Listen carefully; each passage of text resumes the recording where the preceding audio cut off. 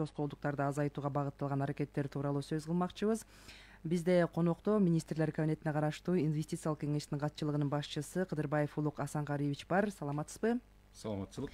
Сизге алгач ыраазычылыгыбызды билдиребиз. Атайын убактыңызды ажыратып чакыруубузду кабыл алып угармандар менен ой бөлүшкөнгө келдиңиз. Ыраазычылык. Урматтуу угармандар, 0502 39 21 90 39 21 90 номурлар иштеп жатат. Биз болсо алгач ушул экономика илимдеринин доктору профессор Бейшенбек Ишенов агайга дагы түз байланышка чыктык эле. Алгач агайдын пикирин угуп алсак. Саламатсызбы агай?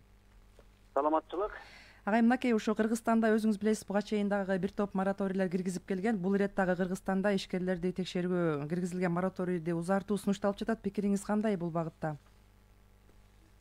Чындыгында мен бул министрликтин ушундай багытты көздөгөнүн толугу менен колдойм. Алар байкап атышат да. Данияр Жолдошбеков өзү көп иштеген, Минфинде иштеген, анан командасы бар жакшынакай.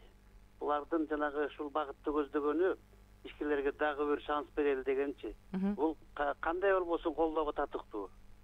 Себеби дегенде мынакей өзүңөр билесиңер, кийинки 2 жылдын ичинде биздин бюджет дагы көбөйүп баратат. Анан кийин туура кабинет министри туура кабыл алган. Текшерүү деген мындай да алаксатат. Анан кийин ар кандай болуп кетиши мүмкүн. Анын үстүнө атайын жанагы текшерген органдардын перечени бекитип койгонда, эми текшерген жакшы аябайчы. Бирок дайым текшере берсек анда ишкерлердин баары тажап кетиши мүмкүн да. Кудайга шүгүр ишкерлердин көпчүлүгү азыркы күндө мынакей төлөп бюджет толтуруп атат да. Бул жагынан мен мындай багытты толугу менен колдойм. Жакшы агай, негизи баягы бул ушул иш токтогондон кийин, мораторий токтогондон кийин мүмкүн кошумча кандай иштер кошо алып кетилиши керек сиздин пикириңизде? Мораторий токтогондон кийин ишкерлерди көнөт да, туура. Азыркы күндө мынакей көп мыйзамдар ошол экономика министри тарабынан, өкмөт тарабынан жакшылакай иштелип чыкты. Ошону аткарууга көнсө, мынакей биз байкадык да 1-2 жылдын ичинде. Туура, ишкерлер арасында дагы ар кандай тынчтануу болду. Себеби дегенде текшере берет деген ойдот. Анан экинчи жагы текшербесе дагы төлөбөгөндөр көп болуп атпайбы, туура? Бюджеттен качып, налогтон качкандар көп болуп атпайбы? Ошон үчүн бул эки жактуу болуш керек да. Мен оюм боюнча ишкерлер да туура түшүнүш керек. Алардын негизги милдети мамлекеттин казынасын толтуруу. Эгерде казына толсо анда экономика өссө анда аларга жакшы болот да, туурабы? Мораторий бүткөндөн кийин дагы ошо көнүп калышы мүмкүн да, көндүрүш керек ишкерлердичи. Качпай таза иштегенге.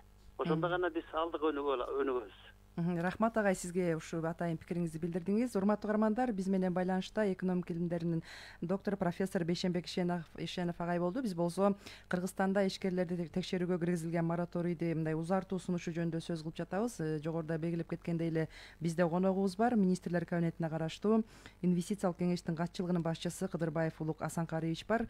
Улук Асанкариевич, алгач ушу угармандарга түшүнүктүү болуш үчүн сиздердин кеңеш кандай иш менен алек болот, мындай маалымат кетпесек болбойт го. Анткени себеби инвестиция дегенде эле баягы каражат маселеси түшүнүк келип калат да. Анан сиздердин мындай азыр вазипаңыздар кандай болуп атат? Саламатсызбы мejim. Чоң рахмат чакырганыңызга. Себеби биз деле ошо инвестициялык кеңештин эң негизги максат бул мамлекет менен жана ишкерлердин ортосунда диалогду түзүү, бекемдөө жана алдына коюлган ар кандай экономикалык сунуштар, ойлор ошо ишке ашыруу алдында бир талкуулап, жакшылап бир чечимге чыгып, ошо ишке ашырганга биз бир чогуу бир чечим кабыл алып, өкмөттүн алдына сунуш чыгарганга максатыбыз болуп атат. Эми бул бүгүн азыр биз талкуулаган маселебиз бул мораторий жөнүндө. Бул эле кайра сиз айтып кеткендей, бул быйыл болуп аткан мораторийдин узартуу. Албетте азыр эле агай айтып кеткен, аябай жакшы бир демилге, чынында аябай пайдалуу. Себеби дегенде мамлекет тарабынан бул эмнени көрсөтөт? Бул баягы ишкерлерди колдоо, силерге ыңгайлуу шарттар түзүп берип атабыз. Иштегиле, эчтеген коркпой, аракет кылып, өзүңөрдүн пайдаңарды көбөйтүп дегендей, салыкты төлөгөндү көбөйтүп, өзүңөрдө да пайда алып келип, ошол эле убакта мамлекетибизге да пайда алып келгиле деп ой негизи ошол эле болуп атат. Абдан жакшы бир ниет, бирок мен бир айтып кетейин. Өзү өнүккөн мамлекеттерде, өнүккөн экономикаларда чындыгында ишкерлер текшерүү органдардын кызматкерлерин бетине тааныбайт да. Ал эмнени билдирет? Аларды көрбөйт. Баягы ишти кылып эле, өзү ишин кылып эле, ошо менен убакыт деле өтөт да. Анан бир жерден келип алып туруп биз сени текшеребиз деп дегенден андай тажрыйбадан же андай көрсөтүштөрдөн алысталырчы. Биз деле ошого барып атабыз деп мен ойдомун. Себеби дегенде бул мораторийдин эле ою ошо да. Бир жагынан ишкерлерди ушундай жаңы бир шартка көндүрүү, анан ошол эле убакта мамлекеттик органдарды дагы ошолордо ошол маселени кандайдыр текшербей эле алыстан карап, керек болсо ишкерлерди баягы аларга салык бербей же аларга жардам бергенге аракет кылат деген ой болуш керек да. Бул аябай чоң бир философиялык айырмасы бар. Себеби биз кичине көмүп калыптырбыз. Текшерүү бул кээ бир ишкерлерден коркот да, текшерүүдөнчү. Биз баягы ишкерлер текшерүүчү келип атат десе эле бекинип, ар кандай качып же болбосо ал эмне дейт экен деп коркот да. Бул сезим болбош керек. Чындыгында өнүккөн экономикаларда текшерүүчү менен ишкердин ортосунда кызматташ болот. Кызматташтын негизи эмне? Мамлекет тарабынан ишкерлерди тейлөө болот. Сервис. Биз келип туруп сага жардам берели. Кел, мыйзамдар оор. Балким сен баягы чакан ишкерсиң, чакан ишкер болгондо сенин бухгалтериң жок. Же дагы бир адистериң жок. Кел, биз сага жардам берели. Сен баягы салык төлөмдөрдөн балким түшүнбөгөн эмессиң. Бул жерде мындай салык. Кел түшүндүрөйүн. Бул жерде бир аз туура эмес төлөп коюптурсуң. Бул жерде туура эмес бир отчет берип коюптурсуң. Биз сага жардам берели, кел. Ушундой мамиле болуш керек. Биз мен ишенем ошо ниетим. Биз ошого барып атабыз депчи. Анан мораторийдин балким бир ою баягы ошо мамлекеттик органдарга дагы текшербесеңер эмне болот депчи. Бир нерсе өзгөрөбү депчи. Ишкерлерди тескеринче баягы коркпой иштегиле деген сөз.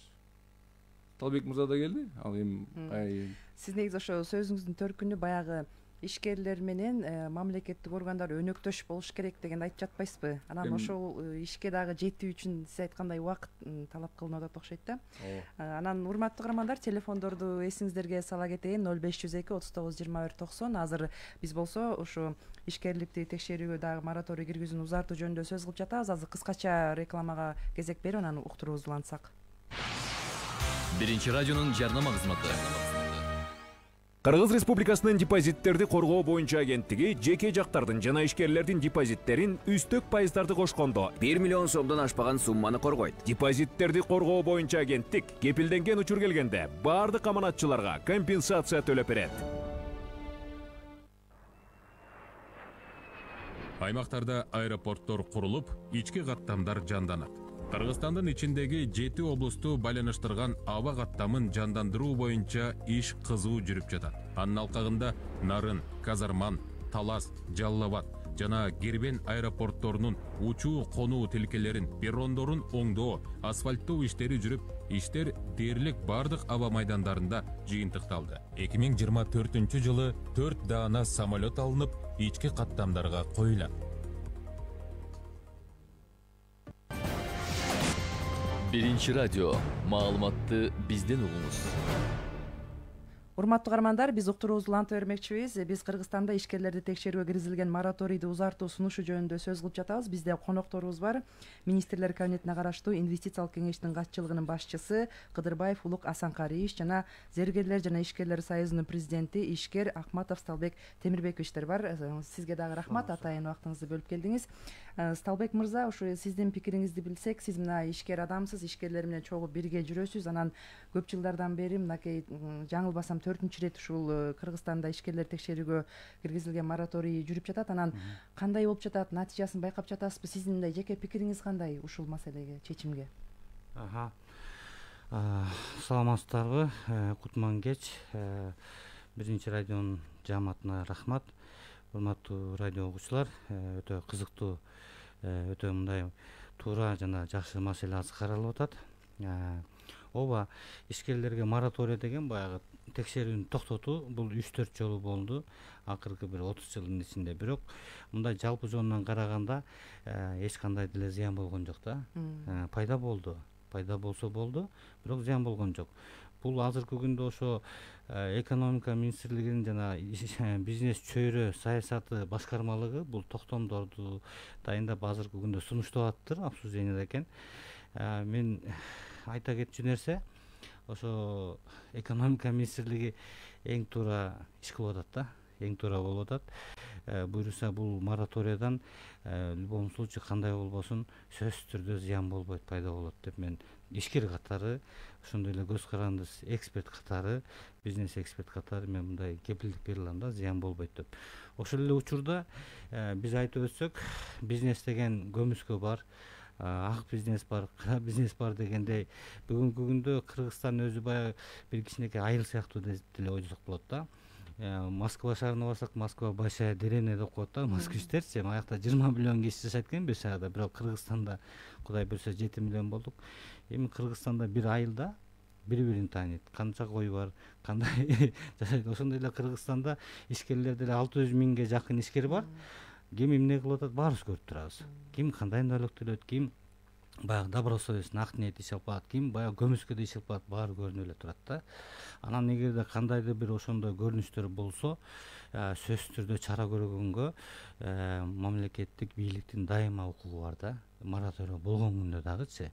Ошондуктан бул ишти баягы ак ниет ишкерлер үчүн бул жакшы болот. Иштен алаксыбай, кадимкидей ошо жумуш орун көбөйтүү, салттуу көбөйтүү менен алек болуп атабыз. Мына азыркы күндө биз зергерлер ошо бизге мисалы үчүн мамлекет бийлик 6 жыл биздин үнүбүздү угуп, салыктан 80% бошотту, жакшы мүмкүнчүлүктөрдү берди азырчы. Анан ошо күн биз ошондон пайдаланып, жумуш орун көбөйтүп, кантип ушул салыктарды көбөйтүп, ошо жеңилдиктерди биз актайлы деп аракет кылып атабыз. Мораторий деле ошондой эле болот, токтотуп койсо жакшы ишкерлер рас болбоду.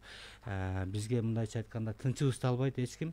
Биз тезирээк оборотторубузду көбөйтүп, көбүрөөк салак төлөп, мындай жакшы иш кылалы деп ойлонушат да. Мындай чыныгы баягы ишкердин өзүнүн жаратылышы, природасы ушундай болот да, чыныгы ишкерлердинчи. Бирок баарына кепилдик бере албайбыз. Урматтуу каармандар, телефондорду эсиңиздерге салайын: 0502 39 21 90, 39 21 90. Угармандарга түшүнүктүү болуш үчүн ушу урматтуу угармандар, эсиңиздерге дагы сала кетейин. Буга чейин мамлекет башчы ишкердик субъекттерине текшерүүлөр жүргүзүүгө убактылуу тыюу салгандагы жарлыкка чыгарган болчу. Азыр ушу жарлыктын негизинде дагы иштер жүрүп жатат. Анан Улук мырза, сиз бул жерде көп жылдардан бери чоочун адам эмессиз ушул ишкер чөйрөсүндө. Анан кандай ойлойсуз, ушул мындай тарых таржымал жөнүндө биздин угармандарга дагы маалымат берип кетсеңиз? Анткени буга чейин дагы мына 4-үнчү жолу кирип жатат болуш керек мораторий. Анан натыйжалары кандай болуп жатат, пикириңиз кандай? Мен билимче 3-үнчү жолу болуп атат, буюрса. 3-үнчү жолу. 3-үнчү жолу болот, ооба.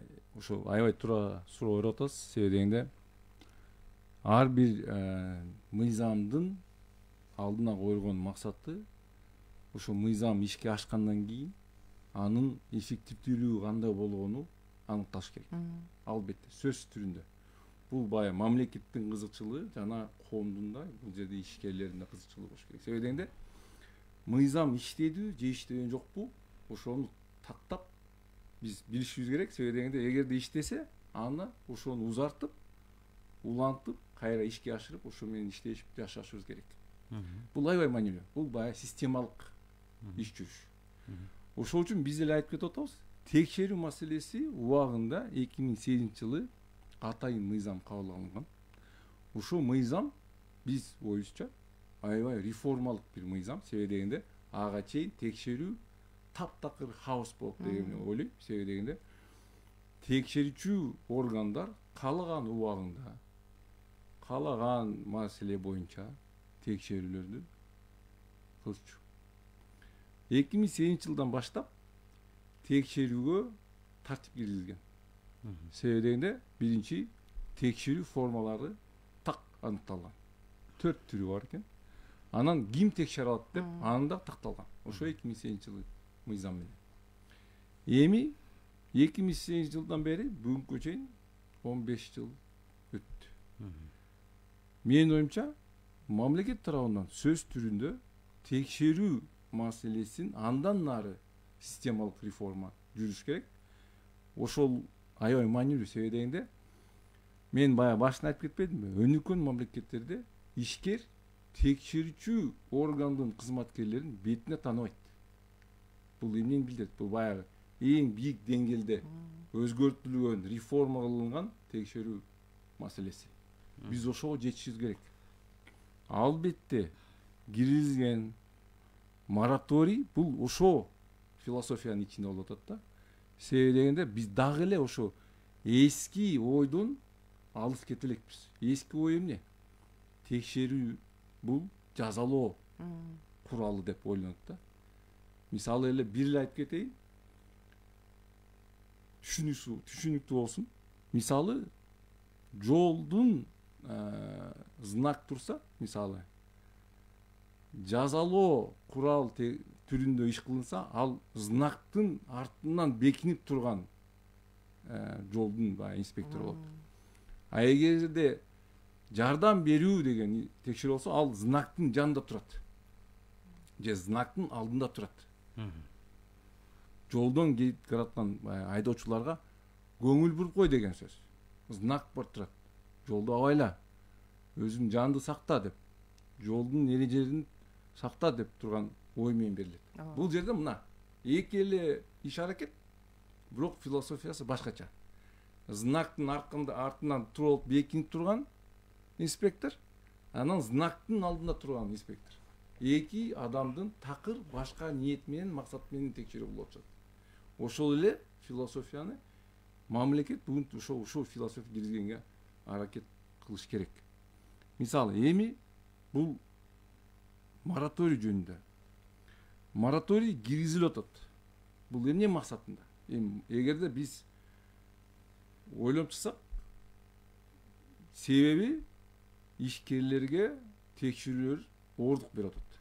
Же текшерүүлөр бир кандайдыр зыян алып келип атат. Туурабы? Бир ошол ой болуп атат да. Ошол баягы справка басынан жазып туруп атат.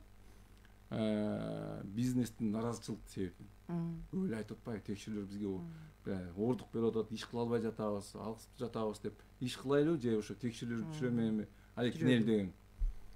Ошондуктан мораторий киргизилип атат. Ошо туурабы? Эми баягы президенттин ою ошол болуп атат, туурабы? Ишкерлер кичине жеңилдик берели деген. Аны эмне билет? Башка эки тарап бул системалык маселени карасак, ошол убакта, значит, текшерүү системасы бүгүн бир аз бузук деген ой. Туурабы? Мораторий киргизген себеби эмне болуп атат? Текшерүүлөр бир аз туура эмес иштеп аткан ойдо болуп атат. Ошол үчүн мен бир оюмда, сунушум бул жерде мораторий убагында ошо системаны түздөткөнгө кайсы иш аракеттер болот деп. Ошо бир жыл аз өттү, бир анализ кылып, эмки жылы мораторий ишке ашканда кандай системалык реформалар кылабыз? Эмнени өзгөртөбүз? Себеби дегенде бир жылдан кийин кайра эле ишкерлер ошол системага кирсе, кайра оордук берген системасы же бузган системасын, анда эч нерсе өзгөрбөйт. А эгерде мораторий убагында ошо экономика министрлиги, министрлик кабинетинин жалпысында ошо текшерүү системасын кандай оңдойлу, эмнени оңдотуш керек, эмнеси бузук, эмнеси иштебей жатат, жаңы реформалар киргизиш керек да, бир жыл ичинде. Ошондо оңдоп берсек, анда мораторийдин андан нары улантысы кереги жок болуп калат. Ошону токтойт экен да. Ошого биз алып барышыбыз керекпиз да. Ишкерлер менен мамлекет чогуу иштеп. Ошол үчүн биз инициативалык кеңеш ошого биз площадка бере алабыз. Өзүбүздү реклама кылып атабыз, байкадыңызбы? Туура айтып атамбы? Суроо бар экен, Азыр бизди угарман күтүп аткан экен, угуп койсок. Саламатсызбы, эфирдесиз? Куттан кечиңизди, мен Бишкектен эше. Саламатсызбы? Мен суроом түздөн түз улук мырзанын ишине тийиштүү болсо керек, бирок ушул текшерүү мораторий боюнча айтайын. Бизнесмендерди может анча-мынча капа кылып коюшум да мүмкүн, бирок чыдап кылып койсун да. Туура. Бизнестин эч качан канын сорбош керек. Бул мен биринчи оюм. Бизнес сөзсүз өнүгүш керек. Бирок улуу урматтуу акчаны сүйгөн бизнесмендер, силер бизде бизнес бар, силерди бизнесиңер өнүгүшүн үчүн ошол эле мезгилде мамлекет дегенди унутпай, ошого келип салык төлөсөңөр. Мына ушул үчүн силерге мораторийди айтып атат. Сиздин сөзүңүз менен айтканда, атыңызды укпай калдым. Жана знак турат, знакка жашынбаш керек. Силердин каалооңор знак болбосо биз айдай берсек, андай болбой жатпайбы? Да, может кээ бир жерлерде кереги жок знактар тургандыр. Мен оюмда мен бизнесмен болсом дагы мен үчүн менин аң сезимим боюнча, мен өзүмдүн башка ой жүгүртүүм боюнча мен үчүн биринчи ордунда мамлекет деген турат да. Силердин жүрөгүңүздө ошол мамлекет деген туруш керек да. Мамлекет эмне экенин Курдайга барганда түшүнөсүңөр. Курдайга жеткенде эле Москва койчу, Курдайга жеткенде мамлекет эмне экенин түшүнөсүңөр. Бирок силер мамлекетке келгенден кийин айтып атасыңар. Кыргызстанда ушу бир бизнесмен барбы? Ушу мораторий жарыялады эле менин мамлекетим. Кантип былтыр 5 сом төлөдүм эле, быйыл 5 сом 1 тыйынга ашыгычыраак налог төлөйүн деген мага бир бизнесмендин атын атаңызчы. Андан кийин мен сизге макул болоюн. Экинчи, макул мораторий жарыяласын. Ошо мораторийдин натыйжасында биздин мамлекетибиз эмнеге жетишип атат? Жанагы көмүскө экономика деген кесепеттин 0,5% азайып атабы? Кайсыл бизнесмен мен ушундай жашынып жүрдүм эле, силердин мораторийңарга рахмат. Мен дагы эртеңден баштап көмүскөдөн чыктым деген бир бизнесмендин атын атаңызчы, баягыдан бир мен айтып атасыз. Мен сиз деле макулмун. Бирок ошол ойдон кетелик да.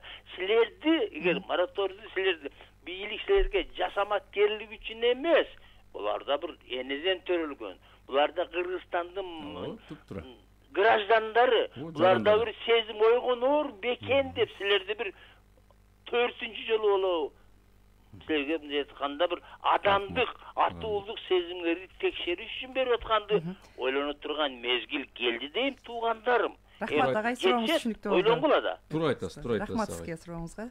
Сурооңуз түшүнүктүү. Сиз жооп берип коюңуз. Ишкерлерди таармаңыздар.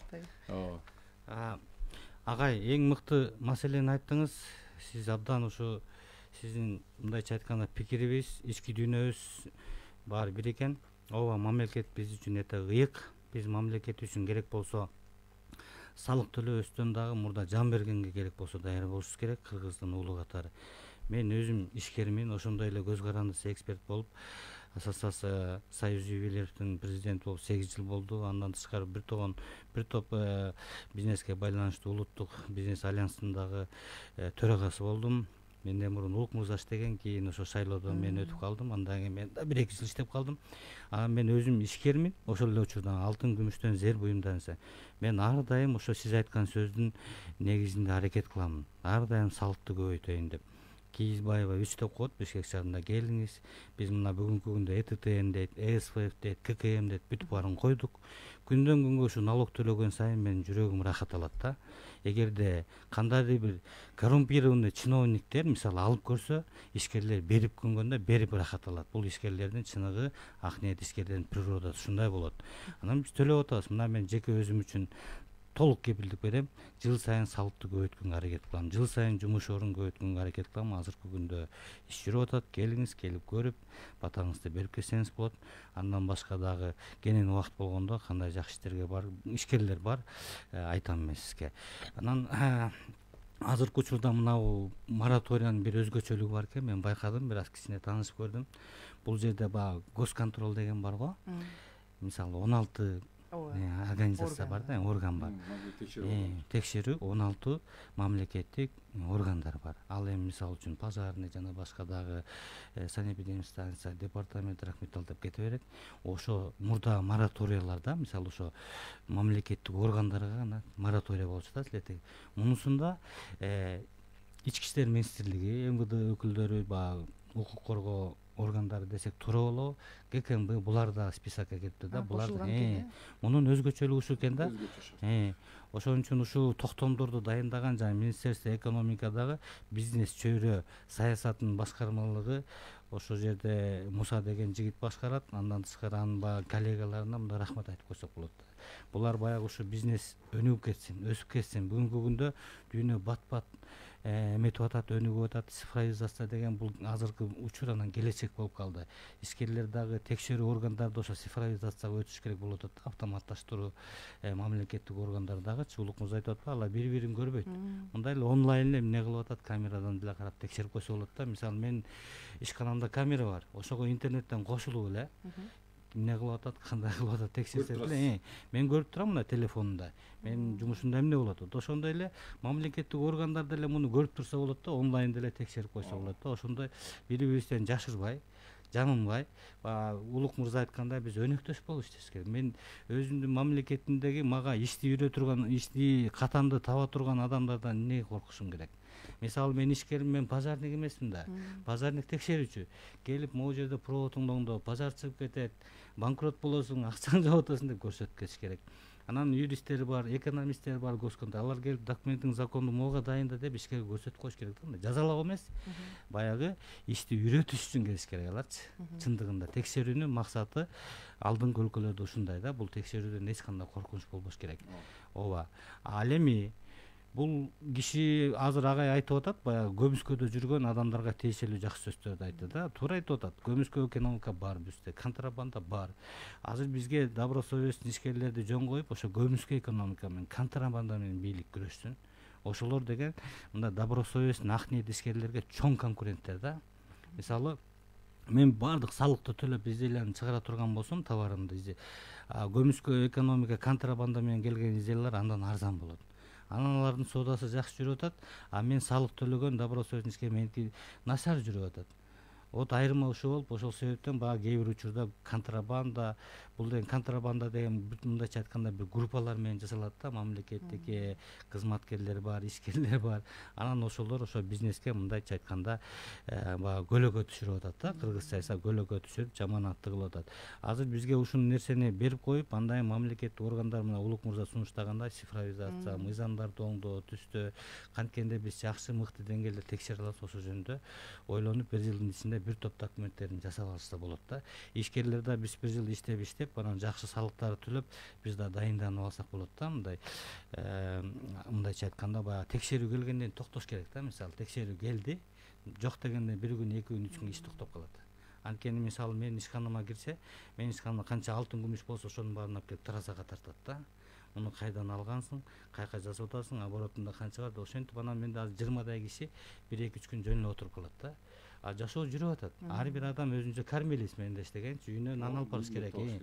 Аны ошо иш токтобой жүрүш керек да. Текшерүү келсе да, иш жүрө берсин, бирок текшерүү жүрө берсин, иш да токтобош керек да ишканаларда. Ушундай бир жакшы жыйынтыктарга келебиз деп ойлойм. Бирок кандай болбосун, бул сунуш өзү негизи жакшы сунуш. Муну ошо биздин урматтуу президентибиз колдоп берет деп мен үмүт кылам да.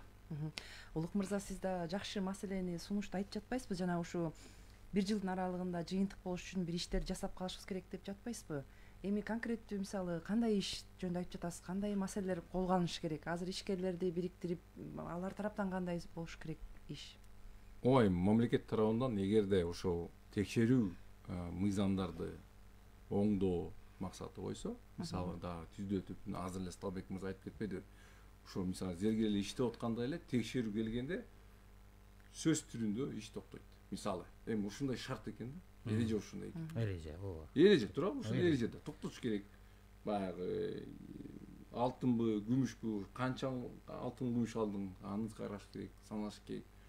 Таразага тартыш керек. Таразага тартыш керек. Ушуну мен мисалы катары алып келсем, ушул эле убакта ушундай башка ишканаларда болот. Текшерүү келгенде, мисалы, текшерүүчүлөр менен отуруп, бирөө убакыт өткөрүш керек да, көрсөтүш керек, түшүндүрүш керек.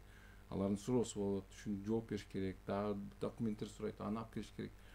Мен текшерүү бул өзгөчө бир мындай иш аракет да. Аны баягы жөн эле калтырбай, ишкер калтыра албайт да.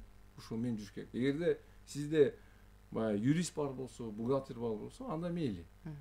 Бир аз жеңилирээк болот. Бирок эгерде ал жок болсо, тилекке каршы сиз өзүңүз жетекчи катары ошолор менен убакыт өткөрөсүз. Ошону түздөтүш үчүн, ошону өзгөртүш үчүн биз баягы мыйзамдарды өзгөртүш керек. Ошону ошо мораторий убагында түздөтпөсөк, анда мораторийдин натыйжасы баягы убактылуу жеңилдик болуп калат. А мен ойлойм, президент да ошол ой менен, министрлик кабинет да ошол менен, биз баягы ишкерлер үчүн, баягы ачык, ак иштеген ишкерлер үчүн чындыгында эң ыңгайлуу шарт түзүп бериш үчүн кандай болот? Ошол максат менен биз баягы текшерүү мыйзамдарды туралап койсок, оңдоп койсок кандай болот экен? Себеби дегенде биз ишкер деген бул башка планетадан келген адамдар эмес. Бул биздин өзүбүз эле жарандарыбыз, баягы айтып кеткендей. Биз ошо жарандарыбыз өзүнө баягы өзүнүн ишкер оюну ишке ашырып аракет кылып аткан адамдар. Алар жумуш орундары түзөт, салыктар төлөйт, бизге керектүү буюмдарды жаап келет, иштетип чыгат. Мына бул жерде эле отуруп чыгабыз. Бул баардыгы ишкерлер чыгарган буюмдар. Ошолорду тескеринче колдоп берип, ак иштеген ишкерлерди колдоп берип турам. Ошо мамлекеттин менин оюмча эң негизги максаты ошол болот. Анан бул мораторийдин баягы жеңилдик бергени менен ошол убакта эле, бул убакта керектүү нерселерди оңдоп, өзгөртүп, мораторий эмки жыл бүткөндөн кийин 25-жылы кайра ишкерлер текшерүү маселесин ойлонуш керек да. Менин оюмча жок, коркпош керек. Мына чын иштеген, ак иштеген ишкерлер коркпош керек. Келсе дагы анын кандайдыр бир же ооздук бербейт, же алыкса да иш менен өзү иштери берет, текшерүү өзү менен кетирет. Мисалы, жана салык кодексинде дистанционный текшерүү деген бар. Ал баягы документтерде салык кызматы баягы системадан көрүп эле текшерсе болот. Ушул жакшы да. Ушунда кирсе кандай болот? Зергерлердин тармагында ушундай, тамак аш чыгарганда тармагында, курулуш тармагында. Эми мен баягы жалпысын айтып атам да. Ошолорду баардыгын ойлоп чыгып туруп ишке ашырсак, менин оюмча абдан чоң пайда болот эле биздин экономикабызга. Анан баягы президенттин жарыялаган сөзүнө да баягы ишкерлерге, инвесторлорго чындыгында эң ыңгайлуу шарт түзүп берүү максатта. Урматтуу каармандар, мен эсиңиздерге салып коеюн, биз Кыргызстанда ишкерлерди текшерүүгө киргизилген мораторийди узартуу сунушу жөнүндө сөз кылып жатабыз. Бизде конокторубуз министрлер кабинетине караштуу инвестициялык кеңештин катчылыгынын башчысы Кыдырбаев Улук Асанкариевич жана Зергерлер жана ишкерлер союзунун президенти ишкер Акматов Сталбек Темирбекович биздин суроолорубузга жооп берип жатат. Сурооңуздар болсо чалсаңыздар болот. 0502 39 21 90 номерлары иштеп жатат. Жана Улук мырза, азыр сөзүңүзгө дагы улай эле да, мисалы Сталбек мырза белгилеп жатпайбы, укук коргоо органдары жана текшерүүчү органдарга кошулуп калды депчи, бул эмне артыкчылык берет? Мындай өзгөчөлүгү эмнеде болуп атат? Эмнеге зарыл эле буларды ошого кошконго катарга? Эми укук коргоо органдарда ишкерлерди текшерет. Баягы ошол себептен бул жерде жазылган. Мына атайын. Кыргыз Республикасынын башкы прокуратурасына укук коргоо жана салык органдары тарабынан прокуратура органдарында катталгандан кийин гана жүргүзүүчү ишкердик субъекттердин текшерүүдө каттоо эрежелерин, регламенттерин ошо иштеп чыксын деп. Бул эмне билдирет? Баягы укук коргоолоо, салык кызматы болобу? Текшерүүнүн алдында прокуратурага барып туруп, аларга арызданып, биз ушул субъектти текшеребиз, бул ишкерди текшеребиз деп, негизи мындай болуп атат деп, ошо негизди карап туруп, прокуратура уруксат берет же уруксат бербейт. Ушундай болуп атат да, ой. Себебинде бул эле жерде баягы эми ар кандай да иш козголгон болушу мүмкүн, граждандык иш болушу мүмкүн. Ошо негизинде текшерүүлөр өткөрүлөт. Ошол үчүн аларда бир мындай мораторийдин бир системасына киргизиш үчүн ушундай бир эреже киргизилип атат. Жакшы, Сталбек мырза, мынакей мамлекет башчынын жарлыгында жазылып атат да, ошол көп мындай жакшы жактар жазылып келип, анан жоопкерчилик, текшерүүчү органдардын жоопкерчилигин да белгилеп атат да, мамлекет башчы. Анан сиз кандай ойлойсуз, алардын текшерүүчүлөрдү мындай эми буга чейин көп эле ар кандай мындай мыйзамсыз иштерди окуп келгенбиз, ар кандай түрдүү сиз айткандай көлөккө түшүргөн учурлар да болгон. Анан эми мындан ары ушул жоопкерчилиги алардын кандай мындай көтөрүлүшү керек, каралышы керек, ким көзөмөлдөшү керекпи? Оюңуз кандай ушул маселеге? Оюм албетте бул жерде текшерүүчү жанагы текшерүүчү органдардын адамдары, адистери, алардын да деңгээли көтөрүлүш керек да. Биз Кыргызстан өсүш керек. Бизнес дагы, ишкерлик да өсүш керек. Ишкер дагы кыргыз мамлекетинин алдындагы өзгөчө бир мындайча айтканда адам да. Ал ишкер иш кылып атат, предприниматель бир нерсе жумуш ордун түзүп атат, салык төлөп атат. Ошол эле учурда ишкерди дайыма мындайча айтканда жазалаганга укук бар да мамлекеттеги. Бирок ошо текшерип келген адамдарды жазалаганга мындайча айтканда укук жок да. Алар жазасын албай калат да. Балким ал көп эле учурда туура эмес текшерет да. Туура эмес текшерет, туура эмес документтерин дайындап келет.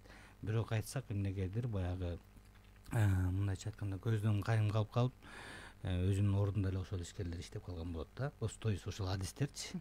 Алардын дагы жазасы болуш керек, каралыш керек, жоопкерчилик жүктөлүш керек. Туура эмес текшергени үчүн, мисалы үчүн көп учурда алар келип жанагындай взятка деп пара деп коелу. Кыргызча пара алуу учурлар да көп болот да. Мындайча айтканда адам менен адам контактировать эткенде көп. Булар бизде наоборот баягы ишти өнүктүрүшүнө жардам бербей эле иштин жок болушуна жардам берип аткан учурлар болот да. Мисалы үчүн көп учурда ошо Кыргызстанда ушундай нерсе жок деп, мисалы, бир да эксперт айта албайт, бир да саясатчы айта албайт. Бул нерсе бар, болуп атат, болуп келген, муну токтотуш керек. Мына ушул маселелер дагы бул мораториянын негизинде Улук мырза айтып атат, жалпы жоонуна мыйзам дечи. Бирок баягы майда башталат баары майдадан, аны байкабайт дейт майдадан дейт. Биз эгер майдадан болбосок, баардык нерсени үтүр точкасына чейин карап чыгалык. Текшерүүчү дагы, ишкер дагы мыкты деңгээлде иш жүргүзсүн. Коркунуч болбосун эч кимден, татынакай иштесин. Салык төлөө маданияты да көтөрүлсүн. Ар бир ишкер, мисалы үчүн мен Кудайга шүгүр мусулман баласымын. Мусулман, Кыргызстан 80% мусулман болот. Мен биринчи парзым, парз деген бул буйрук дегенди түшүндүрөт экен да. Зекет бериш, орозо кармаш, намаз окуш. Андан кийин мамлекеттин алдында салык төлөш ишкер болгондон кийин. Бул менин мамлекеттин алдында ыйык милдетим деп түшүнөм. Ошондой эле ар бир ишкер ошону түшүнсүн да. Бул мен эки таш үй салып бай эмес. Ооба. Мен байыйын, бирок мен мамлекеттин алдында салыгымды төлөйүн деп ар бир ушун себеп деген ошо салыктан жетимдер үйү бар, карылар үйү бар, пенсионер апа аталарыбыз бар, ооруп жүргөн бир туугандарыбыз бар, аскерлерибиз бар, офицерлер бар. Аларга айлык бериш керек, чек араны кайтарып, ошол себептен ошонун баарын ишкердин акчасынан айлык алат. Ишкер ушуну алдына дайыма коюп жүрүш керек. Мен ушул жөнүндө ойлондум да. Күн сайын жумушка келип, бир айда бир эки жолу чогулуш өткөзөм жумушта. Мен чогушка айтам, биз иштеп атабыз, биз салык төлөйбүз. Биздин салыктын эсебинен биздин аскерлер курал алыш керек, чек араны кайтарыш керек, тынчтык керек бизге. Эгер бирдеме болсо биз иштей албай калабыз. Ошондуктан дайыма салык төлөштүн аракетин кылалы, көбүрөөк чыгаралык, көбүрөөк акча табалык, көбүрөөк салык төлөйлү, жакшы мындай тынч уктайлы. Мындай бул киши айтып атпайбы, Кудайдын алдына барганда билесиңер мамлекет эмне экенин депчи. Ошо Кудайдын алдына барганда салыгымды төлөдүм, зекетимди бердим, Кудайым мына деп анан Кудайдын алдына баралы да. Ошон үчүн мен баардык ишкерлерди чакырам. Салык төлөө бул биздин ыйык милдет болот. Салык төлөгөн адам эч кимден коркпойт. Салык төлөбөгөн адам коркок болот да. Баары тең мындайча айтканда аябай коркок болот да. Салык төлөгөн адам бизге окшоп коркпой баардык жерге барат, баардык нерсени акыйкатты көрсөтөт. Анан бул жерде жанагы туура эмес текшерген адистер да алар жок эмес көп, алардын да жоопкерчилигин түздөн түз жүктөш керек. Анан алар кээ бир учурда айтат, бул жерден айтып кете туруп, ушу мамлекетте иштеп кызматта анан мен айлыгым аз болуп тигинтип мынтип туура түшүнгүлө даярданганга убакыт болбой калды депчи. Бирок закондо жазылган да, эгер айлык аз болсо сен иштебей койгонго акыгың бар дегендейчи. Айлык аз болсо да иштейм деп келип атпайбы, мамлекетте органды кызматты талашып атышат. Панкратов Олег Михайлович деген экономика министри болгон, бир жолу чогулуш өткөзүп атат, ишкерлерди чогултуп айтып атат. Бул иштер аткарылды деп, ишкерлер биз айтып атат, эчтеке аткарылган жок депчи. Ошондо Олег Михайлович айтып атат, тиги өзүнүн карамагында Минэкономдун адистерине айтып атат, силер аткарбасаңар анда жумуштан кетпейсиңер дейт. Бир жолу конкурс жарыяласак дейт, ар бир мамлекет кызматка дейт 17-18-тен 25-ке чейинки талапкерлер болду дейт. Анда ошолор келип жакшы мыкты иштесин. Силер эмне иштебей атасыңар? Мына ишкерлердин бүт маселелерин чечпей. Ошондой эле эгерде жакшы иштей албаса, мыйзамды аткара албаса, анда ал башка адамга, акылдуу, эстүү адамга өткөзүп берсин, текшерүүчү делечи. Ошон үчүн анын жоопкерчилигин аябай жакшылап жүктөшүбүз керек. Ал мыкты деңгээлде аткарсын.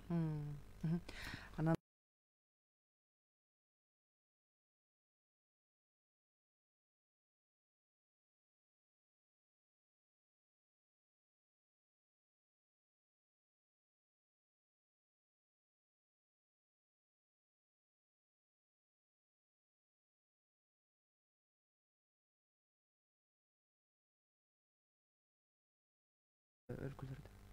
Эми бизге окшогон мамлекеттерде киргизилет, ишке ашырат мораторийлер. Бул аябай жакшы бир механизм деп коелу. Себеби дегенде бул чынында баягы мамлекеттин инвестициялык климатты жакшыртуу ою менен түзүлөт да. Бирок баягы мен айтып кеткендей, бул убактылуу бир иш чара. Себеби дегенде бир жыл бат эле өтөт. 2023 жыл бүтүп атат. Эми 2024 жыл кирип атат. Буюрса ошо мораторий уланат. Бирок ошол эле жылда албетте бул инвестициялык климатка чоң таасир этет. Себеби дегенде инвесторлорду баягы чочутпай, текшерүүлөрдөн коркутпай дегендей, аларга бир жеңилдик берип, себеби дегенде көп эле инвесторлор, жан келген инвесторлор, ири баягы долбоорлорду ишке ашырган инвесторлор, чакан болобу, ири болобу, орточо болобу, алардын эң негизгиси баягы мыйзамды балким толук билбестиктен кээ бир жерлерде катачылыктар кетип калышы мүмкүн. Анан эч кимсиз сакталбайт. Сөйдө мыйзам деген системасы чоң да. Анан кандай акылдуу адам болбосун, сөз түрүндө бир жерде баягы түшүнүксүз болуп калышы мүмкүн. Бир катачылык кетип калышы мүмкүн. Ошол убакта мамлекет тарабынан ушондой инвесторлорго же ишкерлерге катуу оор баягы жазалоо киргизбестин ордуна жардам бериш керек. Ошол эле менин оюмда бул жерде мораторий киргизгенде ушундай инвесторлорго ошол убакта бир тейлөө кылып туруп, керектүү жерлерде туралап, керектүү жерлерде жардам берип, аларга бир мындай консультация түрүндө менин оюмча тура болот эле. Бул ушул жерде инвестициялык климатты оңдоо жана жакшыртуу боюнча болот да. Ошол үчүн мен баягы эң негизги оюм ошол болот да. Бул мораторийдин аябай чоң пайдасы болот. Ошол эле убакта биз ошол мораторий дагы кандай пайдага алып келгенге мүмкүнчүлүк бар деген ойдо. Баягы системалык реформаларды киргизүү боюнча. Ошол жерде мен сунуш берет элем. Мен баягы азыр коомдук талкуу болуп атпайбы? Биз эле бул жерде эл катары, жаран катары сүйлөп атабыз да.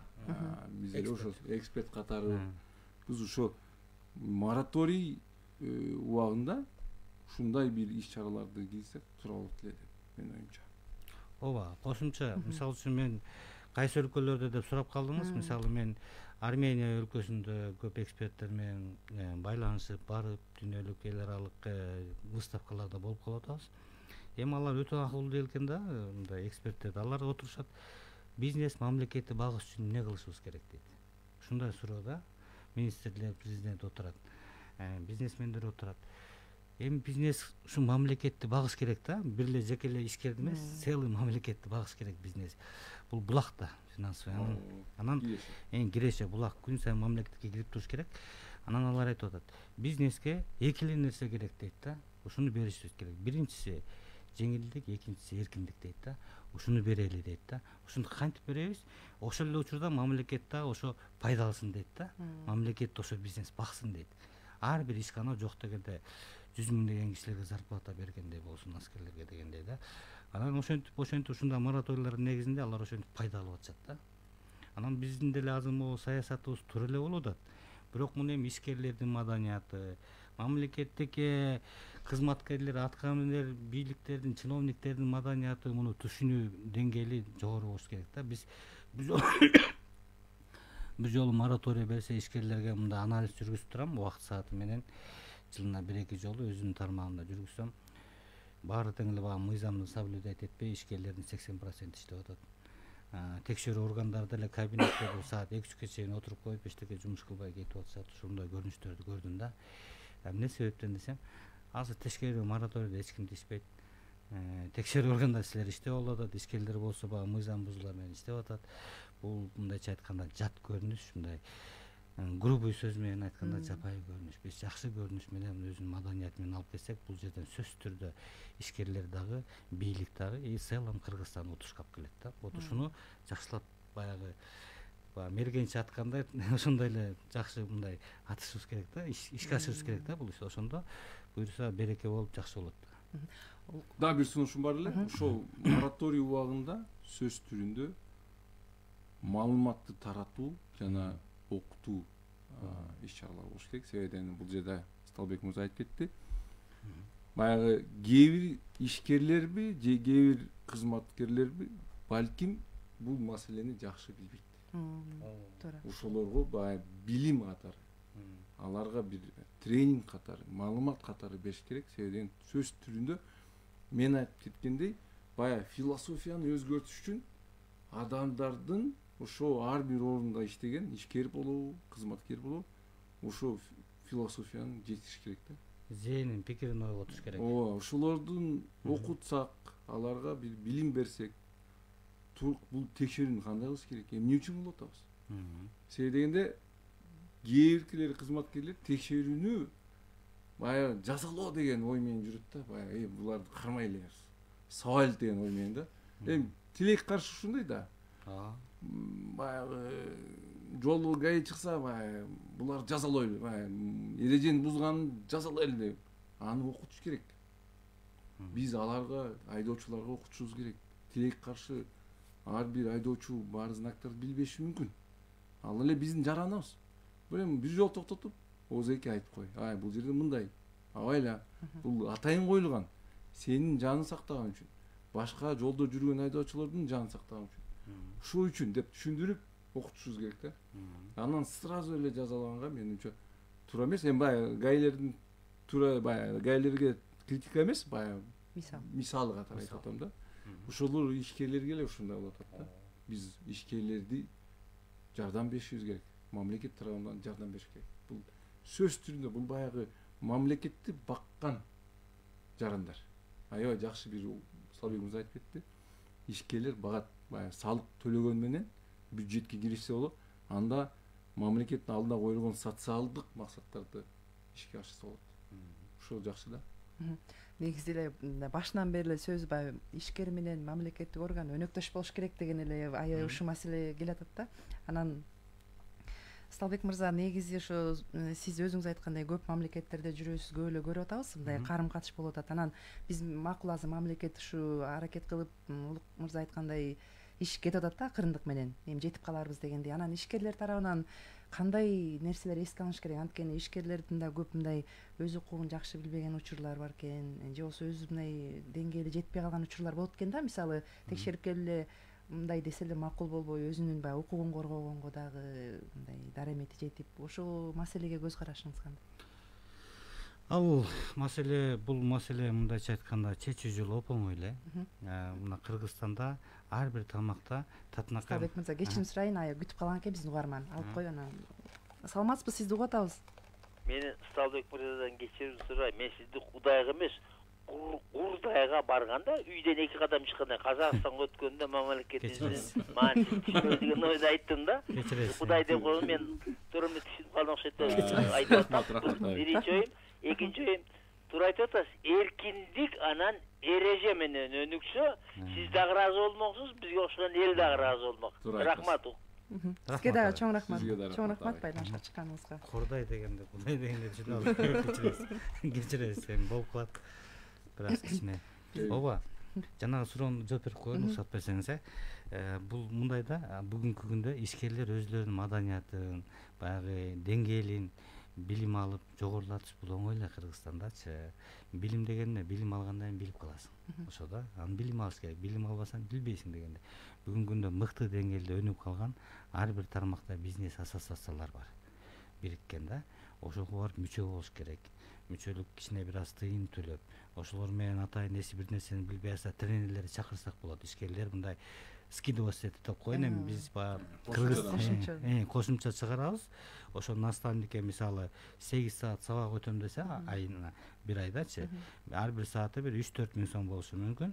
Ошону 10 ишкер жөнүнө төлөп коет да. Анан атайын бир ошо бир офистен отуруп ал бүт баардык нерсени түшүндүрүп берет. Бул ошону пайдаланыш керек. Ошону просто биздин ишкерлер пайдалана албай атат. Муну жарыя катары да насаат кеңеш катарында айтып өтөйүн, оңой эле кылсак болот мунучу. Анан өзүлөрүнүн деңгээлин көтөрүп, мыйзамдарды жакшы билиш керек, грамотный болуш керек. Анан проблема болсо эле ушу мен ишкер болуп жүрөм да өзүм. Проблема болсо эле баары тааныш деп баштайт. Текшерүү келатса эле тааныш деп баштайт. Тияка чал, бияка чал айтып койчу, мага келатат деп эле акчасын дайындап, эптеп кутулайын деп. Жок, бул жол эмес, бул туура жол эмес. Мыйзам деңгээлде тактынакай дайынданып койсун, оп-оңой эле. Келсе келиңиздер деп бүтүп баарын койсун. Эгер текшерүүчү ката кетип алса, катасын таап коюш керек. Мен мисалы Кудайга шүгүр алардын катасын таап алам спокойно элечи. Поэтому келсин, прямой эфирди койсун, Facebook'та койсун, Instagram'да койсун, камераларды койсун, текшерсин, баарын записывать этсин, туура эмес кылса юридический оценка берет. Маселеси жок. Бүгүнкү күндө толук Кыргызстанда жакшы мындай нерсе жагы эркиндик жана демократия деген мындай мыкты деңгээлде болуп атат. Ошону пайдаланыш керек искелер. Көбүнчөсү пайдаланбай эле тууганына, бөлөсүнө, такесине, досуна тияка чал, бияка чал эле мамлекеттик мыкты деңгээлде иштегендергечи текшерүү келип атат, токтотуп койгула, жардам берели. Ушундан биз арылышыбыз керек болуп атат да, Улук мырза. Бул жаман адат болуп атат. А текшерүүчү болсо келатат, тияктан акча алам депчи. Балким да. А ишкер болсо акчаны даярдап атат, азыр келсе бере калам, кетип калат. Жок, андай болбойт. Мыкты деңгээлде болуш керек. Да, мен сине кошуп кетейин. Бул жерде бир маанилүү нерсе бар. Эми баягы эл орманда түшүнсүн. Салбек мырза да балким кошуп берет. Текшерүү маселеси көбүнчө бул ак иштеген ишкерлерге тиешелүү. Эмне үчүн айтып берейинби? Көмүскөдө иштеген ишкерлер алар көрүнбөйт. Алар системада жок. Аларга ким барып текшерет? Ошол үчүн мен айтып кетейин. Текшерүү көбүнчө мындай ак иштеген ишкерлерге көбүнчө ошолорго ордук берет. Көмүскөдө иштеген ишкерлер, баягы жолун билген ишкерлер, алар билинбей эле иштеп атышат. Алар кадимкидей жоктой болуп атат да.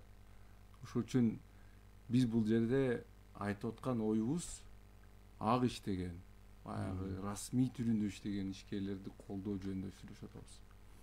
Мен ойлойм, ошо президентибиз да ошо жөнүндө айтып атат.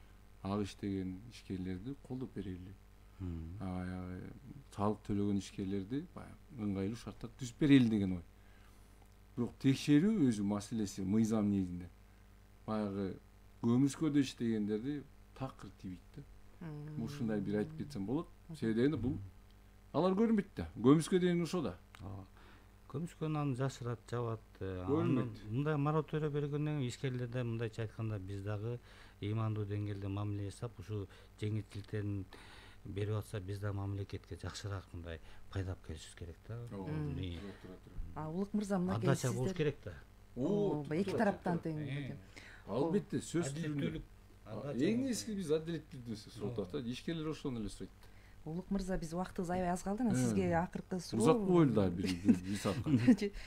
Сиздердин кеңеш негизи азыр ишкерлер менен аябай тыгыз иштеп барасыздар да, көпүрөсүздөр да мамлекеттик органдар менен. Анан эми кайсындай инструмент дейсизби, эмне кабыл алыныш керек, мындай жыйынтык сөз? Эми биринчи азыр баягы коомдук талкуу болуп атат. Ар бир ишкер атайын ошо сайтка кирип туруп өзүнүн сунушун киргизсе болот, баягы берсе болот. Экинчиден менин да оюм болуп атат. Бул жерде институционалдык кеңештин алкагында ушундай бир талкуу жүргүзсөк, кандайдыр бир ачык сунуштарды берип, ошо экономика министрлигине болобу же министрлердин кабинетине болобу, ошо биз ачык түрдө, расмий түрүндө сунуштарды берсек да болот. Бул баягы ой системалык реформа боюнча, баягы ак иштеген ишкерлерге жеңилдетүү боюнча, баягы шарттарды жеңилдетүү, жана эркиндикти берүү боюнча. Себеби дегенде булар баардык сунуштар мораторий убагында ишке ашса, анда мораторий бүткөндөн кийин мораторийди улантганга негиз болуп жок болуп анда. Кереги жок болуп калат. Себеби дегенде уже текшерүү маселеси чечилди деген ой болот. Ошол үчүн биз ошо бир сунуш менен азыр ошо пайда болуп атат. Сиз менен талкуу кылганда ушундай ой пайда болуп атат. Сиздин сурооңузга аябай рахмат. Чынында бул маселе чоң. Текшерүү маселеси өзү 90-жылдан бери эле ошо маселе деген өгөөл маселе катары караштырылат. 2008-жылы баягы мыйзам кабыл алгандан кийин бир аз жеңилирээк болуп калды. Мораторий менен дагы жеңил болду. Бирок мораторий бүтөт. Мораторийден кийин эмне болот деген суроо менен биз баягы ошо талкууну жүргүзүшүбүз керек. Жакшы, бизге бөлүнгөн убакыт соңуна чыкты. Сиздерге рахмат, атайын келип ой бөлүшүп бердиңиздер. Ишиңиздер ийгиликтүү боло берсин. Урматтуу каармандар, негизги маселенин бул жолку чыгарылышында биз ишкерлерди текшерүүгө киргизилген мораторийди узартуу сунушу жөнүндө сөз кылдык. Биздин суроолорубузга Министрлер кабинетине караштуу инвестициялык кеңештин катчылыгынын башчысы Кыдырбаев Улук Асанкарович, ошондой эле Зергерлер жана ишкерлер союзунун президенти Ишкер Акматов Сталбек Темирбековичтер жооп беришти. Уктурууну Мээрим Абдыраманова алып бардым, режиссеру Максат Мамыралиев, ал эми Алтынай Сарбаева болду. Биринчи радио менен бирге болуңуздар.